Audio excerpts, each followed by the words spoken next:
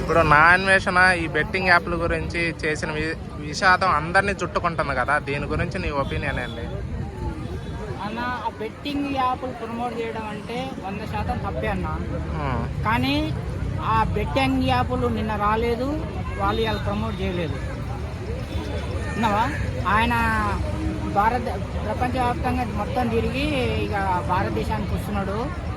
అందు గురించి ఆయన అక్కడక్కడ చేసిన కథలు అని చెప్పేసి అన్ని చూసినవన్నీ ఇక్కడ భారతదేశానికి వస్తే బుద్ధబల కొడతారు అని చెప్పేసి వీళ్ళ అభిమానం పొందాలని చెప్పేసి వాళ్ళని నెగిటివ్ చేసే ప్రయత్నం చేస్తున్నాడు. ఈయన ఒక యూట్యూబర్, వాళ్ళొక యూట్యూబరు.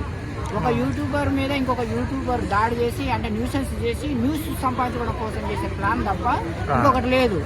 వాళ్ళు ఈ రోజు ఏం బెట్టింగ్ యాప్లు ఈ రోజు రాలేదు, వాళ్ళు ప్రమోషన్ చేసి ఈ రోజు ఏం చేయలేదు, చాలా రోజులు అయితే నుంచి ఉన్నది.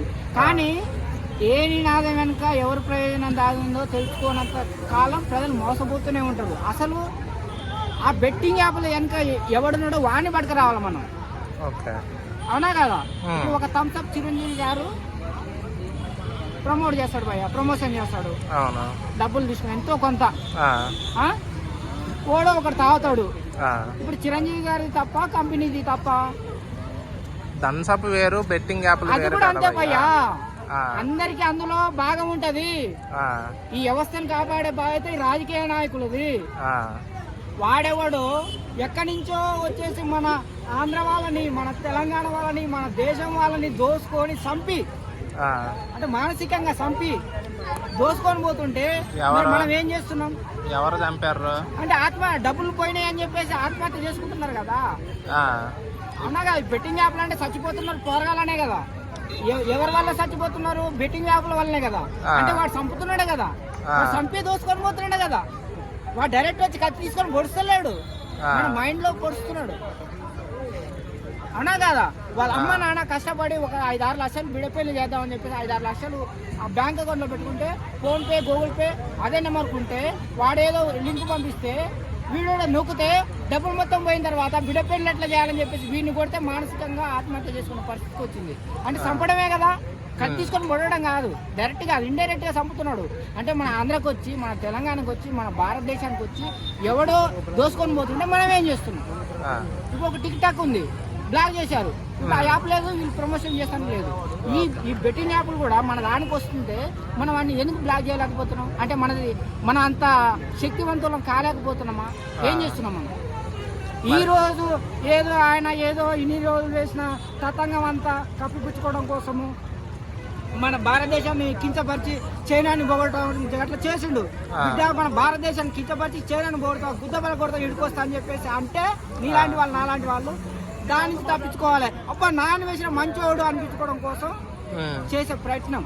నిజంగా ఈయన భారతదేశం గురించి, మన ఆంధ్ర గురించి, మన తెలంగాణ గురించి ఆలోచించేవాడైతే నిన్న ప్రమోషన్ చేస్తే ఈ రోజు అమ్మటే తప్పు, ఇది చాలా తప్పు అని చెప్పేసి ఇవాళ డ్యూటీలో లేడు ఆయన. పోలీసే కానీ ఇప్పుడు పోలీసు డ్యూటీలో లేడు, ఆర్టీసీ డ్యూటీలో ఉన్నాడు ఆయన. ఆయన మొన్నగాడే తప్పు చేసినప్పుడు ఎన్కౌంటర్ చేసిండు, అంత దమ్ము ఉంది ఆయన మొన్నగాడే. కానీ ఇప్పుడు ఆ డ్యూటీలో లేడు. డ్యూటీలో లేని వ్యక్తితో నువ్వు మాట్లాడినావు, అవునా కాదా? ఇప్పుడు వాళ్ళ పోరగాళ్ళందరూ ఆయన మీద కోపం మీద.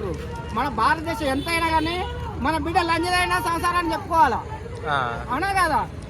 ఎక్కడికో పోయి చైనా బాగుంది అని మన భారతదేశం యువత పోరగాళ్ళని కొంతమంది తిట్టిండు. బుద్ధబల కొడతాం కొడక మన భారతదేశాన్ని కించపరుస్తావా, చైనాలోని పోగొడతాం అని చెప్పి తిట్టిర్రు.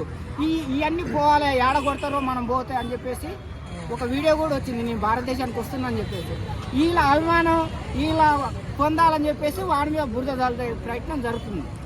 అది మనం ఇదిగా వీళ్ళు చిల్లర ₹1-2 దొంగలు పోయా. వీళ్ళు కోట్ల రూపాయలు దొంగ ఎవడంటే ఆ యాప్ తయారు చేసినవాడు, వాడు దోసుకుని పోయేది. వాడిని పట్టుకోవాలి. కాకపోతే ఏంటంటే వీళ్ళు చేసి కాబట్టి అరే భయ్ నువ్వు చేసినావు, వీళ్ళు ఆడుంటారో మాకు చూపి, మీకు తెలియకపోతే ఎందుకు చేసిరు మరి, అవునా కదా అని చెప్పేసి వీళ్ళని తన్ని వాళ్ళని తీసుకొచ్చి పొక్కలేయాలి. వీళ్ళకి శిక్ష చేయాలి, వాళ్ళకు కూడా శిక్ష చేయాలి. ఇప్పుడు వీళ్ళు అరెస్ట్ అయ్యారు కదా, నీ ఫీలింగ్ ఏంది? తప్పు చేసిరు, శిక్ష పడాలి. వీళ్ళకి శిక్ష చేయాలి, వాళ్ళకు కూడా శిక్ష చేయాలి. అసలు కారకులు వాళ్ళు. ఇప్పుడు డబ్బు పోగొట్టుకున్నారు కదా బెట్టింగ్ లో, ఇప్పుడు వాళ్ళకు నువ్వు ఏం చెప్పాలనుకుంటున్నావు? భయ ఒకటి చెప్తే నమ్మొద్దు భయ. మన తెలివి అనేది మనకు ఉండాలి. ఒకడేదో నాకు డబ్బులు వస్తున్నాయి, మీరు నా లింకులు బయోలో లింక్ ఉన్నది, నొక్కండి ఆడండి, ఉత్తగానే ఇంటికాడ కూర్చొని డబ్బులు సంపాదించండి అంటే అయ్యేదైనా భయ. అది ఎంత తెలివి తక్కువ అవుతానని చెప్పు. అది నమ్మి అది నొక్కి బ్యాంకులో ఉన్న డబ్బులన్నీ పోగొట్టుకొని అసలు వాడికి కొంతమందికి అయితే వాడికి సొంత సెల్ ఫోన్ కూడా లేదు. అమ్మాయి ఫోన్ తీసుకొని వాడు అలా తెలవకుండా వాళ్ళు పడుకున్నది చూసి వీడేదో గేమ్ ఆడుకుంటుంది అని చెప్పేసి వీళ్ళు తల్లిదండ్రులు అనుకుంటారు. వాళ్ళు ఇప్పుడు బెడ్రూమ్లో సిలిండర్ చిన్నపిల్లలకు రూమ్ వేరే, పెద్దోళ్ళకి వేరే, అమ్మ నాన్నకి వేరే ఉంటుంది. వాడు ఫోన్ తీసుకుని గేమ్ ఆడుకుంటా అని చెప్పేసి నైట్ యాప్ డౌన్లోడ్ చేసేసి నొక్కి డబ్బులన్నీ పోగొడితే వాళ్ళు తిట్టే వీడు ఆత్మహత్య చేసుకున్నాయి. ఇప్పుడు బాలకృష్ణ షో చూసి 80 లక్షలు ఎంత పోగొట్టు 80 లక్షలు గురించి ఏంది భయ్యా? బాలకృష్ణ షో చూసి 80 లక్షలు పోగొట్టు. ఏ షో? ఏం షో అది? అన్స్టాపబుల్.